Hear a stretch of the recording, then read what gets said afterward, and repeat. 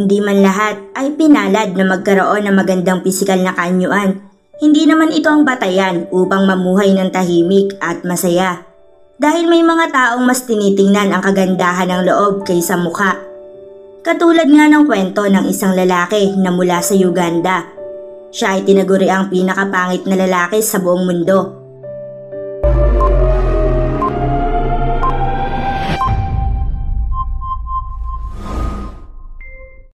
Subalit marami ang nabigla nang malamang ang lalaki pa lang ito ay mayroong 3 asawa.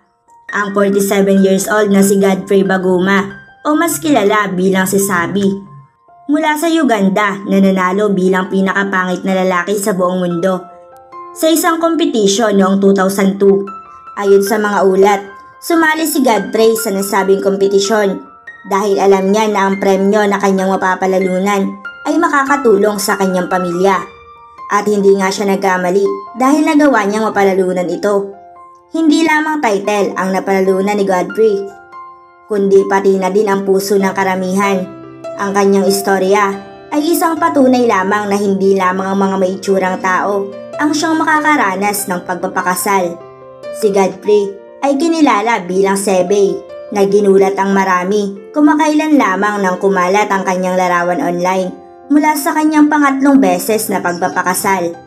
Nagpakasal si Baguma sa kanyang pangatlong asawa sa isang makulay na wedding ceremony. Ang impormasyon tungkol sa kung ano at saan nangyari ang seremonya ay hindi pa din natutukoy. Ngunit base sa kanilang mga larawan, makikita na masayang masaya ang newlywed sa isa't isa. Bago magpakasal sa kanyang pangatlong asawa, nagpakasal din si Baguma sa 30 years old na si Kate Nanamda. Siya ay nagkaroon ng 5 anak sa kanyang pangalawang asawa at 2 anak naman sa unang asawa. Ayon sa ulat, naghiwalay si Baguma at ang kanyang unang asawa nang madiskubre niya na niloloko siya nito.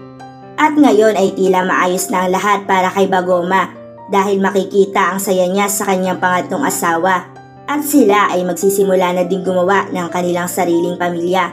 Si Godfrey ay mayroong isang kakaibang healthy condition, dahilan para ma-deform ang kanyang muka.